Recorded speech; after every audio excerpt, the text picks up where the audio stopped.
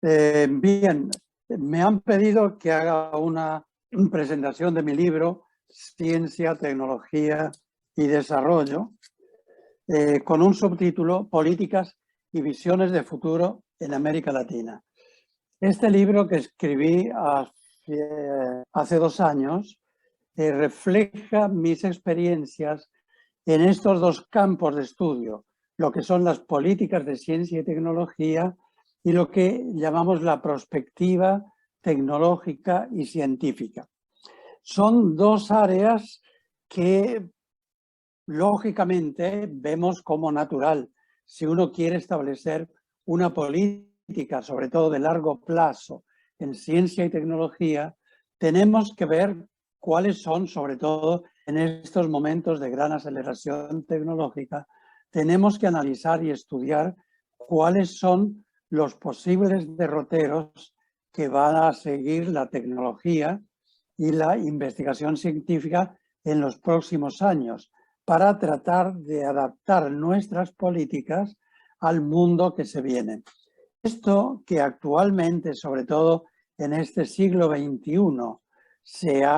acepta comúnmente, y tanto es así que al presidente de los Estados Unidos se le presenta cada vez que asume, cada 4 años, un documento donde se presenta el futuro de las tecnologías y las políticas necesarias para el país en su lucha por la hegemonía mundial. Esto también ocurre en los principales organismos de energía, de agricultura, la FAO, etc. Hoy día lo vemos como natural, pero hubo momentos en que esto no fue así. Y es lo que yo he tratado de mostrar en mi libro, sobre todo a partir de 1970, donde llegué por primera vez a la Argentina y me vinculé a este tipo de trabajos de política científica. Mucho más tarde, porque tuve que exiliarme durante la dictadura, pero recalé en la OEA, un órgano, aunque ha tenido el gran mérito de la Comisión Interamericana de Derechos Humanos, y también porque en el programa de ciencia y tecnología consiguieron mover su influencia los que llamamos autores o pensadores latinoamericanos, en lo que consiste principalmente el eje del libro. Es decir, el eje del libro consiste en cómo un grupo de pensadores alrededor de los años 50 y 70 latinoamericanos, en los que se encuentran sobre todo Jorge Sábato, Amílcar Herrera, Oscar Varsavsky de Argentina, latinoamericanos como Urquidi, mexicanos, Osvaldo Zunkel, chileno, de CEPAL como Urquidi. Todos ellos crearon un movimiento de desarrollo tecnológico propio para luchar contra la dependencia tecnológica. Bien,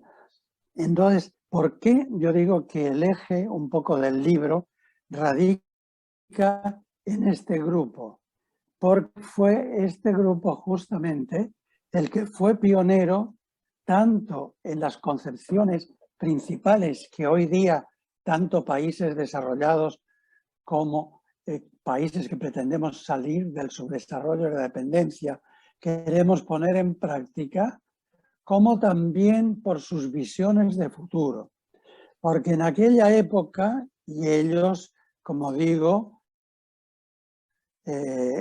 formaron un grupo, una escuela de amigos y de pensadores a raíz de emprendimientos tecnológicos como el de la Comisión Nacional de Energía Atómica Argentina, los desarrollos aeronáuticos, tanto en Argentina con el Pulqui como en Brasil con Embraer, los desarrollos en energía, como fue con la YPF, etc. Es decir, había un grupo de tecnólogos que estuvieron desarrollando tecnologías propias con la finalidad de superar la dependencia tecnológica en la que los países centrales trataron de colonizarnos desde el principio, desde nuestros principios. Bien, este grupo de pensadores, donde, como digo, se unieron gente que estuvo a la base de los desarrollos de centrales nucleares, primero experimentales y luego las grandes centrales de potencia como Atucha, etcétera. Ahí estuvo sobre todo Jorge Sábato como uno de los impulsores, que al mismo tiempo fue, por sus características de liderazgo, el que unió a este grupo de pensadores que reflexionaron sobre las formas de salir de la dependencia y del subdesarrollo. Bien, ese es un poco el eje de mi libro. Y además, al tema de políticas, el libro se centra también en las visiones de futuro, es decir, lo que llamamos la prospectiva, el estudiar qué puede traernos el futuro para poder así optar por un escenario deseable, lo que llamamos un escenario apuesta. Este es un tema que empezó a desarrollarse en América Latina y yo me vinculé a él sobre todo estando en la OEA en el año 85, pero ya antes, en el año 68, este grupo de pensadores del pensamiento latinoamericano, PLACTED, dirigidos por Sábato, Herrera, etcétera, donde también estuvo el que ha sido hasta hace poco presidente provisorio del Perú, un gran amigo, Francisco Sagasti. Entonces, este grupo, además de dar definiciones de política, de cómo salir del subdesarrollo y cómo desarrollar la tecnología y la influencia mutua entre desarrollo económico, desigualdades en el ingreso y desarrollo tecnológico, además de eso, Sábato y su grupo conocían muy bien lo que en ese momento ya se empezaba a desarrollar en el mundo, que fue la prospectiva. Sobre todo cuando ellos veían que ya en la década del 80 las nuevas tecnologías como la informática, los nuevos materiales, lo que luego ha sido la nanotecnología, la biotecnología, etcétera, iban a cambiar un poco las perspectivas del mundo. Bien, mientras en América Latina los pensadores, o por mejor decir, los científicos que promovieron el que se dieran fondos y presupuestos a ciencia y tecnología, no se preocupaban del futuro, porque trataban de convencer a sus gobiernos de poner plata en ciencia, como lo estaban haciendo en ese entonces los países desarrollados, en imitación a Estados Unidos y Japón. Entonces, sin embargo, los gobiernos mucha plata no pusieron, pero bueno,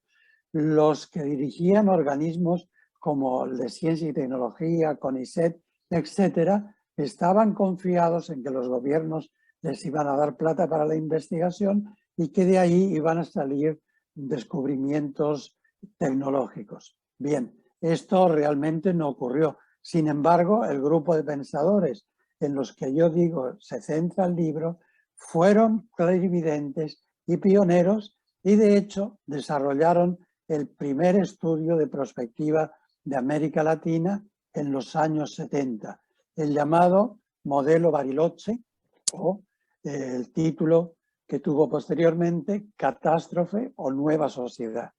¿Por qué catástrofe o nueva sociedad? Porque en aquel momento uno de los grupos de prospectiva más importantes en el mundo, que era el Club de Roma,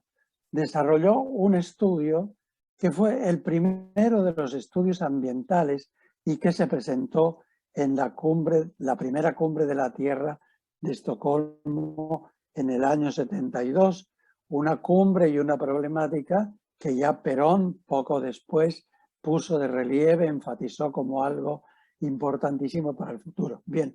el Club de Roma invitó a grupos de todo el mundo a discutir su informe que era un informe catastrófico.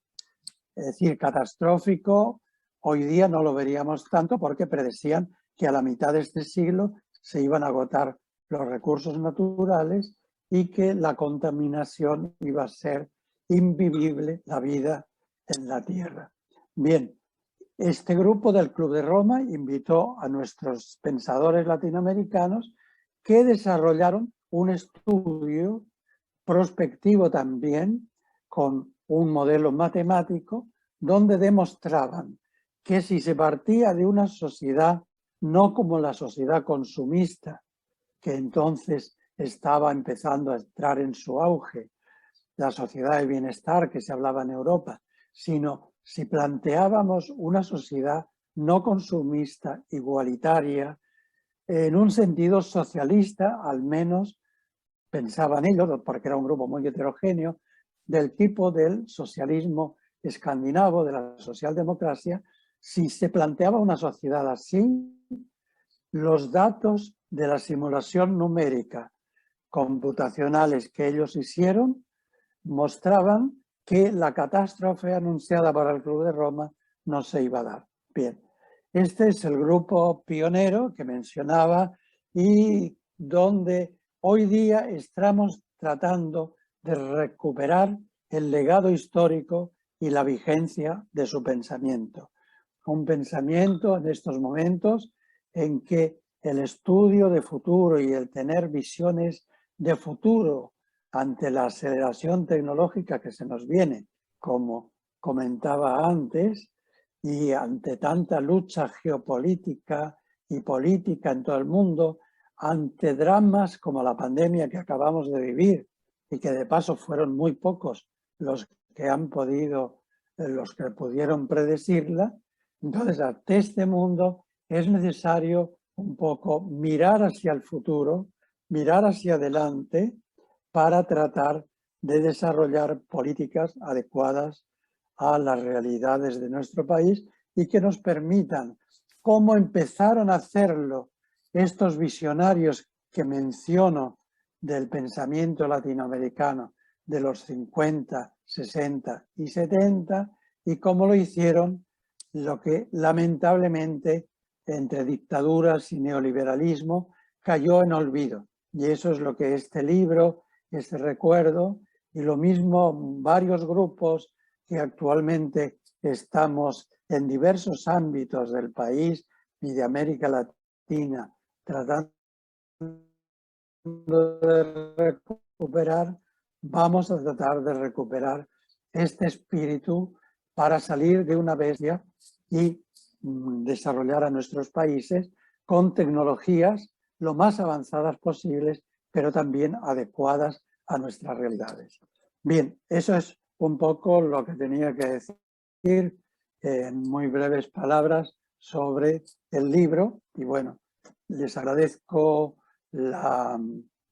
atención de haberme escuchado y la difusión que le puedan dar a estas ideas. Cada vez me parecen más importantes para enfrentarnos a esta pandemia, a este mundo dominado por 5 multinacionales, a un mundo en disputa y donde tenemos nuestros países de América Latina dar también nuestra voz. Bueno, muchas gracias por su atención.